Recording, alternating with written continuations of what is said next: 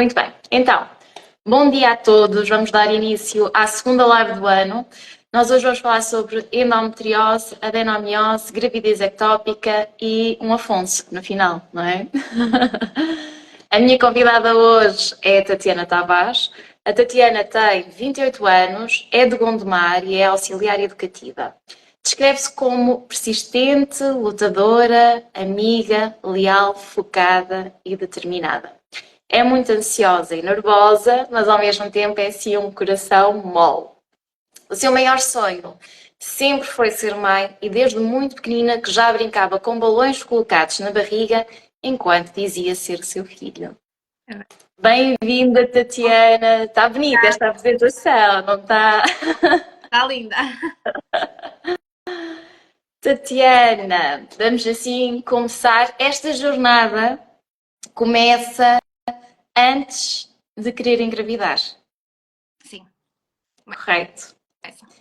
Quando é que começa? Isto começa nos finais de 2019, quando eu fui diagnosticada com endometriose. Pronto, e tudo começou aí. Eu fui diagnosticada no final de dezembro. O Dr. Helder viu-me logo em janeiro e eu em fevereiro fui logo operada. E tudo começou aí. O Diagnóstico. que é que levou ao diagnóstico? Eu desde muito nova que sempre tive muitas dores na altura, principalmente da menstruação. Eu dizia à minha mãe, e ela, pronto, sem saber, não é? Dizia que era normal para eu tomar alguma coisa para a dor, só que realmente a dor nunca ficava bem. Ou seja, eu na altura da escola tinha que faltar à escola, porque não aguentava as dores. Depois, na altura que eu comecei a trabalhar, tinha que pôr baixa várias vezes por causa das dores, que se tornavam incapacitantes. E mais tarde, com as relações sexuais, também acontecia o mesmo registro. Depois também tinha muitas obstipações, portanto, era um padrão de dor, basicamente. Onde eu ia às consultas com a minha médica de família e tudo, toda a gente dizia que era normal. Que sentir dor era normal, que isso passava, tomar um Brufen e tudo passava. E a verdade é que não passou. Houve uma vez que eu estava na cama e estava com dores e passei a mão num dos ovários, o esquerdo. E na altura até estava com o meu namorado e disse, olha, não sentes aqui um altinho? E ele realmente disse, realmente sinto. E realmente quando foram a ver, a primeira vez que me fizeram uma ecografia, disseram logo que eu tinha um tumor já de 7 centímetros, que tinha que ir logo para a maternidade. Na maternidade disseram-me realmente que eu tinha ali endometriomas e que tinha que ser visto por um especialista. Tive algum tempo à espera pelo Dr. Helder. Antes disso, reencaminharam-me também para o Hospital da Alfena, onde disseram que não era nada de endometriose, mas sim que era um teratoma. Mas no estado em que isto estava, a médica não me quis operar porque dizia que não tinha capacidades para isso. Infelizmente, pelo SNS, as consultas são muito demoradas e eu tive que ir em busca do Dr. Helder no privado, que é onde eu ainda hoje sigo. Pronto, ele viu-me, meteu-me logo de baixo e disse, não, tens que ser operada porque isto já estava num estado muito avançado. Isso em 2019. Tudo, ou seja, este processo todo em 2019, ele viu-me efetivamente em 2020 e em 2020 comecei logo a ser seguida por ele e reencaminhou logo para a cirurgia. Já tinha ouvido falar sobre a endometriose, Nunca, endometriomas, teratomas, nada sobre a temática. não, nunca. Aquilo para mim foi um palavrão porque eu nunca na vida tinha ouvido falar sobre isso. Hoje já se ouve falar, mas na altura não se falava nada. Muito menos. E então, quando recebe o diagnóstico, como é que foi Bem, eu receber? primeiro fiquei assustada porque só o nome assusta. E depois cometi um erro que acho que toda a gente comete, que é ir pesquisar na internet. Pronto, fui pesquisar na internet e logo a primeira coisa que me apareceu foi infertilidade. Logo. E pronto. E eu, como sempre tive este sonho de ser mãe, e fiquei logo assustada. Na altura falei com o Dr. Helder e sem dúvida que foi sempre a pessoa que disse que eu iria conseguir. Tanto que no estado em que estava o meu ovário esquerdo, ele conseguiu recuperá-lo, ou seja, retirou-me metade do ovário, que foi aquilo que ele conseguiu aproveitar na altura. mas disse-me que realmente eu iria conseguir, só tinha era que fazer a pílula contínua até querer engravidar. Uh, mas foi muito assustador, muito mesmo. A minha vida mudou, a partir do momento em que eu também comecei com a pílula contínua, tudo mudou. O que é que mudou? Qualidade de vida. Ou seja, a pílula contínua, eu sabia que fazia bem porque eu não era menstruada e o grande mal está na menstruação, mas depois tem todo um conjunto de coisas negativas, efetivamente, principalmente na relação sexual. A nossa vida enquanto mulher muda, porque a libido desaparece, o apetite desaparece, tudo desaparece. E foi claro que é frustrante, porque eu sabia que estava a fazer a coisa certa para a doença, mas para o casal e para a mulher são coisas que ou são muito fortes os dois, ou então é Acaba difícil. por, É, por afetar. é mesmo muito complicado. Até lá, até ao diagnóstico, fazia a pílula, já tinha este tipo de efeito ou não? Foi após o diagnóstico, teve que fazer a pílula contínua? Eu fazia a pílula normal, normais, e era tudo normal. Pronto, vinha a menstruação e tinha aquele padrão de dor.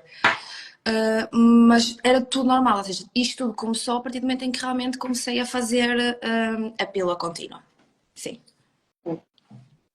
E aí veio aquele receio então, porque leu relativamente à parte da dificuldade em engravidar ou de um diagnóstico que poderia levar aqui a uma dificuldade em engravidar. Houve esse momento em que o Dr. Helder tranquilizou e que lhe disse que iria conseguir. Conseguiu ficar plenamente tranquila ou... Eu, pronto, aqueles 3 anos que eu fiz a pílula contínua andava normal, não é? Pronto, tirando esses episódios na relação. Mas efetivamente, quando eu tomei a decisão de deixar de tomar a pílula, voltou tudo, não é? E quando havia conversas e tudo, ou seja, eu sempre fui muito, em relação a isso, um bocadinho negativa. Achava sempre que não ia conseguir, que ia ter muitas dificuldades.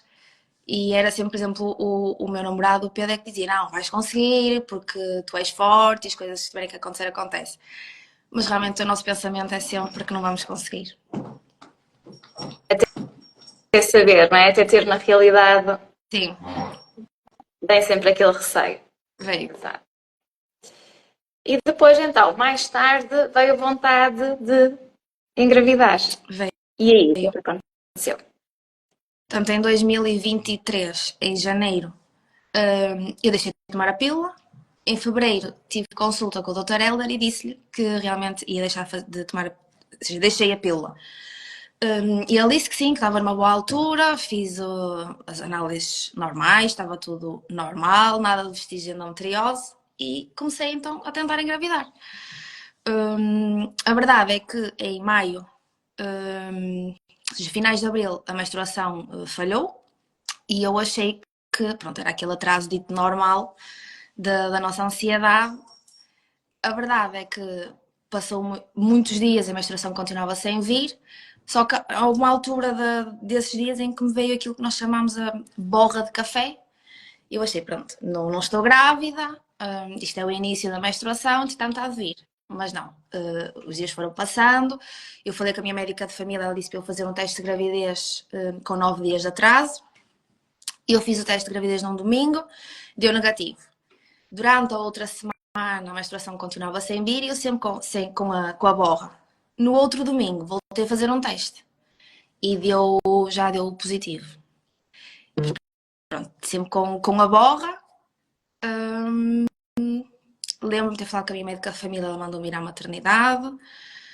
A primeira vez que fui à maternidade disseram-me que esta borra que eu tinha, juntamente com um teste positivo, para eu não me preocupar que era um aborto espontâneo, que era uma coisa normal na primeira gravidez, que o próprio corpo, por algum motivo, estava a rejeitar o embrião, e pronto, e para deixar andar, pronto, a verdade é que Fizeram a realmente ecografia e não conseguiram verificar. nada, nada. Pronto, liguei ao meu médico, ao doutor Helder, disse o que é que estava a acontecer. E ele mandou-me lá dias mais tarde. Fui lá, ele veio-me numa terça. Realmente voltou a fazer o exame, voltou a dizer que não via rigorosamente nada. Aliás, que via ali qualquer coisa no outro, mas que não tinha a certeza do que é que era. E mandou-me estar na maternidade na quinta-feira de manhã em junho. E eu fui. Fui atendida por uma equipa em que, pronto, procurou no outro, o outro estava vazio. E quando põe a câmara para uma das trompas, já estava lá o embrião na trompa direita, a formar-se. Desde que foi receber o positivo, ou não há embrião, ou está numa perda espontânea, para de repente aqui um quadro em que temos uma gravidez ectópica. Como é que foi receber isso tudo? Toda essa informação? Nunca tinha ouvido falar em gravidez ectópica, não sabia o que era sequer. A única coisa que a médica me disse foi que no estado em que a gravidez estava, já estava num estado muito avançado, em que me podiam dar uma medicação para tentar que o feto saísse, mas que à partida não iria resultar. Então disseram-me logo que o melhor para mim era ficar internada. Portanto, eu, como ao embrião, corríamos riscos. E foi. Tive que assinar o papel de autorização, mas não é fácil. Porque basicamente eu sinto, ainda hoje sinto que eu não perdi aquele bebê. E fui obrigada a retirá-lo. Porque e aquilo que sempre disseram foi que a gravidez estava a evoluir bem. Só que no sítio errado. Sim. Emocionalmente, na altura, recebeu algum tipo de apoio? Foi explicar tudo muito direitinho?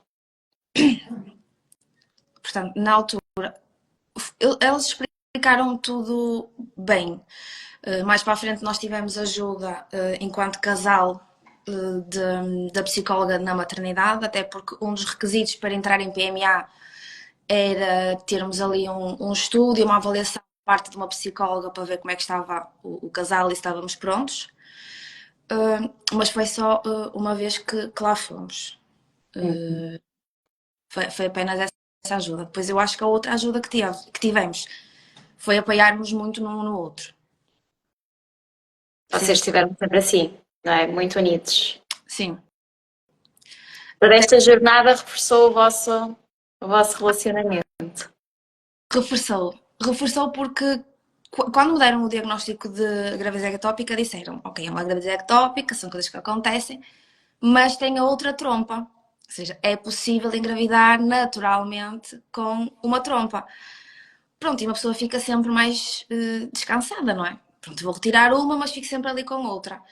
Eu lembro de 2 horas antes de eu entrar para o bloco, entrou-me uma equipa médica a dizer que tiveram a ver o meu historial todo e que eu provavelmente iria ter que tirar também a trompa esquerda, porque estava com uma hemorragia por causa da endometriose. Iam tentar fazer de tudo para salvar, mas que à partida eu iria ter que retirar as duas. Pronto, tive que voltar a assinar um termo de responsabilidade e que aceitava.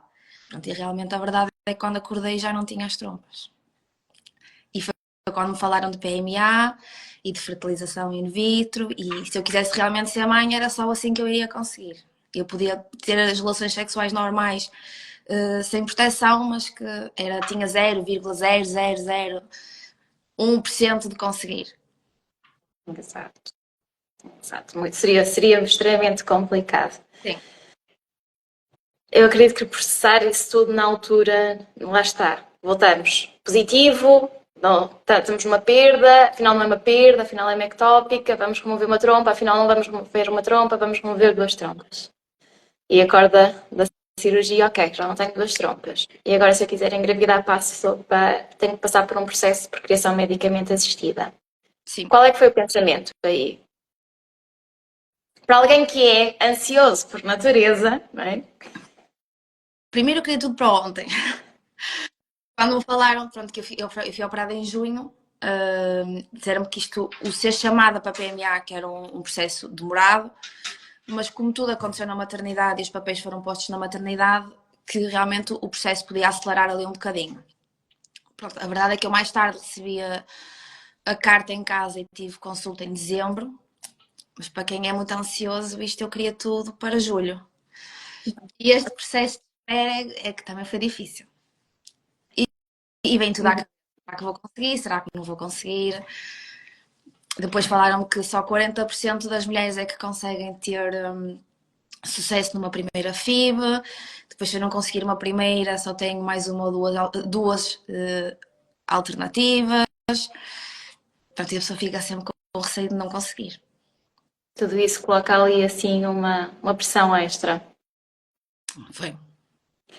E esta ideia da procriação medicamente assistida, para alguns casais é algo que faz ali um bocadinho de confusão, não é? De conceberem um ser, uma criança gerada por procriação medicamente assistida. Para vocês foi uma coisa assim natural? Já tinham conhecimento do que é PMA, como é que é o processo? Já tinham familiares ou amigos a passarem por esse processo? Portanto, eu já tinha ouvido falar no PMA e seguindo também as páginas de endometriose, há mulheres que ali já fizeram o processo de fertilização. A maior novidade não foi para mim, foi para o Pedro, que ficou um bocado assustado do que é isto, como é que é possível pegarem na mulher e no homem, juntar e dar um bebê. Depois ele tinha muito medo que o nosso embrião fosse ali trocado na maternidade e que me colocassem outro embrião. Portanto, houve ali. Nunca disse que não, mas reparei que ficou com medo daquilo que podia acontecer. Na consulta é que ele ficou mesmo a perceber o que era e por aquilo que os dois iríamos passar, mas sempre disse e sempre me apoiou e disse que se era esta a única maneira de engravidar, que vamos seguir. E seguimos. E estava positiva? O medo está sempre connosco, mas tentei estar o mais positivo possível desde o início ao fim. Quando é que entra aqui a medicina tradicional chinesa? Portanto, eu quando fui diagnosticada com endometriose, a doutora Elas falava muito de fisioterapia pélvica e da acupuntura. Mas eu, na altura, pronto, nunca pesquisei muito sobre isso. Pronto, na altura mesmo assim não era um assunto que a mim... Pronto, eu ficava sempre na dúvida, não é? Acho que é a dúvida de qualquer mulher. O que é que aquelas agulhinhas no meu corpo, o que é que aquilo vai fazer? Mas sempre ficou na cabeça. Mais tarde tive que ir para a fisioterapia e já na fisioterapia a médica voltou-me a falar: porque é que não faz acupuntura? Pronto, pesquisei, encontrei-vos, vi os vossos feedbacks e disse: não, vou fazer, vou tentar. E foi. Fui até vocês e continuo com vocês até hoje. E se há decisão que eu não me arrependo é de ter feito a acupuntura e acho que foi no momento certo. Tão bom. O que é que diz que foi no momento certo? Primeiro porque a nós ajuda-nos, a mim começou a ajudar muito, principalmente a nível da minha cabeça. Portanto, tinha sido ali uma perda recente, iria começar ali com todo o tratamento, mas lá está, eu apesar de saber e de ter noção de que tenho uma força muito grande para conseguir as coisas, eu tenho um lado de mim um bocadinho negativo. Ou seja, as coisas vão correr mal, eu nunca vou conseguir, só os outros é que conseguem. E vocês aí entraram, lá está, no momento certo. Porque eu ia começar realmente com as consultas e todo o processo. E eu acho, ou tenho quase a certeza, que se fosse com este tipo de pensamento na altura para as consultas, se calhar podia não ter dado tão certo. Porque acho que hoje eu sinto que a minha cabeça é que comandou tudo. Eu acho super positiva por vossa causa. Seria assim um processo assim mais pesado, não é? Tenho plena noção disso. Houve aquele momento de revolta, não é? Com Deus, com o universo, com cada um acredita do porquê comigo, porquê connosco, não é? Ou não, foi sempre. Eu perguntava muitas vezes porquê a mim. Porque isto é um clichê, eu acho que toda a gente está nesta situação pergunta porque é que me aconteceu a mim quando há tantas mulheres não querem engravidar, engravidam e fazem o que fazem aos filhos, e uma mulher que realmente quer engravidar e tem sonho, não consegue, ou tem dificuldades. E eu dizia que isto era, e nesta situação eu dizia que realmente era injusto. Mas nunca me revoltei contra Deus, não, perguntava porquê a mim se eu quero tanto, e há tanta mulher que não quer e consegue logo. Aí sim, é mais revoltante. Mas apesar de tudo, eu via a Tatiana sempre muito. Neste processo é normal, não é? Tal como na vida, termos os nossos altos e baixos. E nós temos momentos em que estamos um bocadinho mais tristes ou que duvidamos um bocadinho mais. Mas apesar de tudo e dessa revolta poder surgir em alguns momentos, acho que até estava bastante confiante. Por muito que me Eu, diga assim, sou sempre muito negativa ou tenho uma tendência a ser um pouco negativa, apesar de tudo, não é? Era o, ok, vou ter o meu momento, vou sentir esta tristeza e amanhã é outro dia. Siga. sim, eu tinha lá já, principalmente quando estava em momentos mais sozinha, e cheguei aí muitas vezes, pronto, tinha aqueles momentos em que ia muitas vezes abaixo, ou então, pronto, com o meu seio familiar, com o Pedro, é quando eles viam realmente que eu estava mais em baixo. Com as pessoas fora tentava que não notassem tanto isso. E era um bocadinho por aí. Mas quando eu ia para aí, eu ia muito positiva e saía ainda melhor. Portanto, Tão bom, tão bom. Como é que foi este processo de fazer o acompanhamento com medicina tradicional chinesa, Tatiana? Como é que foi na sua visão? muito positivo. Foi incrível. Superou todas as minhas expectativas. Lá está. Sinto que realmente, se eu não tivesse, se calhar, começado, ou se nunca tivesse ido para a ter com vocês, se calhar as coisas tinham dado, ou tinham ido por outro rumo. Mas o balanço é super positivo mesmo. Há reclamações a fazer. Agora está com a Bárbara, não é? Está muito bem a ser acompanhada em termos de obstetrícia. Depois, nesta jornada com a infertilidade, fizemos o caminho juntas. Há reclamações a fazer, beterrabas e afins. A única coisa menos positiva foi mesmo a beterraba. No início conseguia comer, mas depois aquela beterraba. Eu ainda hoje já não consigo comer beterraba. Foi difícil a beterraba. Mais nesse sentido. Farmacopeia, suplementação, as sessões em si. Incrível. Só acho que vocês deviam vir para o Porto também. Ter mais perto. Mas, tirando isso, a viagem também se faz bem. Nós estamos sempre a ouvir isso, não é? Nós tínhamos uma clínica em cada ponto, mas Porto, quem sabe o que é que o futuro nos reserva. Ora, então depois fizemos esta preparação também com a medicina tradicional chinesa, chegamos ao momento de fazer a FIV e o que é que aconteceu? Portanto, eu comecei então com todo o processo das injeções. Comecei também com uma, uma dietazinha ali pelo meio para preparar todo o endométrio. Fiz a punção, não é? que tinha que acontecer, e tive uma hiperestimulação ovárica. Ou seja, tive excesso ali de medicação. Quando eu fui fazer a punção, realmente eu achava que alguma coisa não estava bem, porque eu tinha outros casais lá comigo e tinha mulheres em que iriam fazer a mesma coisa que eu e outros homens a mesma coisa que o Pedro, só que eu era a única mulher que eu não conseguia andar. Ou seja, eu sentia dores horríveis ao andar e elas ali todas normais e andavam para lá. E cheguei a falar com isso com a enfermeira antes de entrar para o bloco. Disseram-me que era normal, para não me preocupar. Pronto, entretanto, fiz a punção. Quando acordei, continuava com dores. Lembro-me da enfermeira me ter dado Benuron. Eu falei a médica que me tinha feito a punção disse-me que perguntei-lhe se eu podia ir trabalhar naquele estado. Ela disse-me, eu hoje não, mas a partir da manhã já pode fazer a sua vida normal. E disse-me, qualquer coisa tome Benurão. Pronto, fui buscar Benurão, no dia a seguir fui trabalhar, só que eu trabalho com crianças, ou seja, tenho que pegar nelas, tenho que fazer todo um esforço e o próprio me sentar com elas no chão era muito desconfortável. Eu disse, não, aqui há alguma coisa que não está bem. Lembro-me que nasci assim mais cedo, no dia a seguir fui ter com a minha médica de família, ou ela própria apenas fazer o toque em cima da barriga era muito doloroso e ela disse-me, olha, eu não consigo perceber muito bem o que é que está a acontecer aqui, isto está muito duro, vai já para a urgência.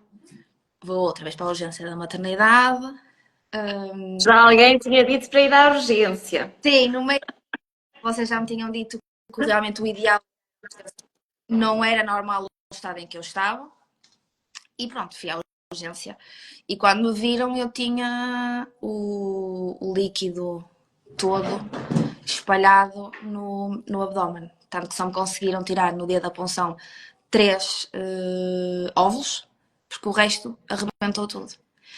Pronto, e foi isso. E disseram que se eu não tivesse ido lá naquele momento ou naquele dia, que eu provavelmente iria perder os ovários por conta disso. No momento da punção. Tive ali uma hiperestimulação, não é? Depois seguiu-se aqui o mastite também. E recuperar disso, receber a notícia de que não dava para fazer aqui já uma transferência nesse ciclo. Pois, eu ia com a esperança em que fosse fazer a punção, ao quinto dia, ou ao terceiro ou quarto dia, iriam-me ligar para eu ir fazer a transferência de embrião e que estava tudo bem. Não, tive que esperar, primeiro tive que recompor o meu corpo novamente, recompor a minha cabeça e tiveram que fazer a criopreservação do embrião. E quando realmente a médica do PMA que me estava a acompanhar viu que já estava, o meu corpo já estava bem e preparado para receber o embrião, fizemos a tal dieta e agendámos para a transferência. E aconteceu a transferência. E aconteceu a transferência. E depois da transferência? Aconteceu o teste positivo. Como é que foi? Recebeu o resultado do teste positivo e como é que se sentiu? Depois de toda esta jornada, não é? Depois de todos estes altos e baixos? Eu até receber o teste positivo também não foi fácil, porque supostamente quando é feita uma transferência a fresco, a mulher faz o teste de gravidez passado 12 dias ou 10 dias e eu tive que esperar 19 ou 18 dias para terem a certeza que realmente eu estaria grávida ou não. E depois, neste tempo todo que eu tive à espera, eu tive alguns episódios de borra de café. Bastantes episódios. Pronto. E eu comecei logo outra vez, pronto. Mas não colou, aconteceu alguma coisa. Ainda por cima, quando eu fiz a transferência, eu tinha comprado casa, portanto tive aqui a situação das mudanças. Apesar de não ter feito quase esforço nenhum, a pessoa acaba sempre por fazer algum esforço. Pronto, e quando houve esses episódios, eu dizia, pronto, já fiz as neiras, já voltei a perder. Pronto, entretanto fui à maternidade, fiz o exame ao sangue, deu um bom positivo e foi incrível.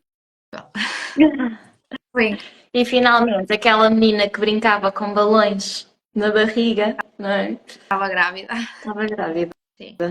Estava grávida. E continua grávida, que ainda estamos aí nessa. E já agora sabemos, não é? Que vai ser um É Afonso. verdade. Houve muita luta aí para descobrirem o nome. Ou para definirem o nome, neste caso. Para o menino, não. Para o menino ou era Afonso ou era Henrique, mas depois concordámos que iria ser o Afonso. Para a menina, sim, até à última. Eu acho que se me saísse menina no chá de revelação, eu era obrigada quase a mudar o nome, porque eu queria Camila. Ele, no início, gostava muito de Camila, depois gostava, já queria Vitória, por ter sido uma vitória para nós os dois. Pronto, andávamos ali numa luta de nome. Portanto, o menina iria ser mais difícil. Como é que está a ser esta gravidez? Como é que está a correr? Está a correr muito bem. O único sintoma que eu comecei a ter foi a azia e eu não consegui dormir à noite, porque eu vou muitas vezes à casa de banho. Já tentei reduzir, porque a doutora Bárbara dizia-me que aquilo já era manha minha, ou seja, eu sentia qualquer coisa e ia à casa de banho. E eu era capaz de ir uma hora mais de 5 ou 6 vezes à casa de banho. E agora já me consigo controlar nesse aspecto. Mas realmente à noite, o dormir e tudo, é que tem que estar demais. E há umas semanas para cá já o consigo sentir. É, há dias, por exemplo, ainda hoje de manhã mexeu-se imenso. Há outros dias que já não sinto tanto, porque a médica também me avisou que eu estava com a placenta em frente ao útero, na parte da frente do útero, e que poderia ser mais difícil, por exemplo, o pai conseguir sentir, porque faz ali uma barreira, uma almofadinha, e primeiro que chega à barriga mesmo, mas eu já o senti, é incrível. Tão bom, tão bom. Sim. Para quem ainda está na jornada, Tatiana, agora assim para começarmos aqui a concluir o nosso direito. Para quem ainda está na jornada, quer deixar uma mensagem, gostava de dar aqui alguma palavra. O principal eu acho que é mantermos-nos fortes enquanto casal e positivos. Nós temos que tentar tudo, que foi aquilo que eu também tentei, e acreditar que vamos conseguir, porque se os outros conseguem, nós também podemos conseguir, e nunca desistir, e principalmente procurar as ajudas corretas e os diagnósticos cada vez mais cedo.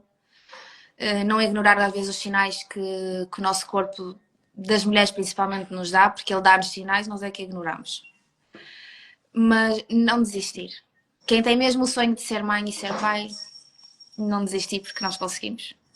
Procurar, não é? Procurar alternativas até. Sim. A Diana está a dizer: estamos nas mãos dos melhores, sem dúvida. Ai, tão bom, Diana! A Diana também já fez aqui um direto comigo. A Diana tem uma Camila. Adoro. Adoro. Ora, muito bem, beijinho, Diana. Não sei se alguém quer colocar alguma questão ou deixar aqui alguma palavra para a Tatiana.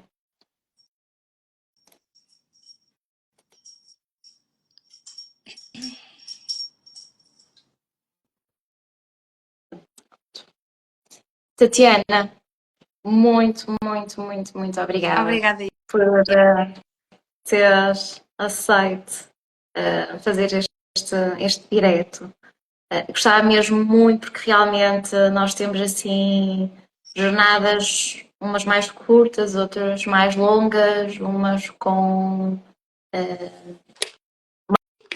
mais percalços, mais espacinhos, né? Outras que até são rápidas, mas muito intensas. E apesar daqui, no vosso caso, não ser propriamente uma daquelas jornadas de estamos nesta luta há 10 anos, foi curto, mas muito, muito, muito, muito intenso. E é importante também alertarmos um pouco para este tipo de casos, para a endometriose. Né? No seu caso, com um sintoma mais gritante da endometriose, que é a dor menstrual, não é? Que foi ignorada durante tanto tempo. Ora, também aqui. Eu perco-me aqui no meio dos comentários. A Diana estava a dizer resiliência, levamos todo o lado. Exatamente. Eu acho que é algo que distingue quem tem que diferencia quem tem que passar e percorrer esta jornada. Resiliência. É a palavra de ordem. Verdade. Mais uma vez, Tatiana, muito, muito, muito obrigada. Acho que não temos aqui questões na caixinha de perguntas, por isso vou dar aqui por encerrado esta live. Quem nos está a assistir, eu convido a. Agora estou aqui a fazer as neiras. Aguardar. Na próxima semana nós vamos ter a terceira live do ano, também com uma paciente, com um caso assim muito, muito, muito interessante, bem diferente. E vá, é isso. Tatiana, Um beijinho. muito, muito.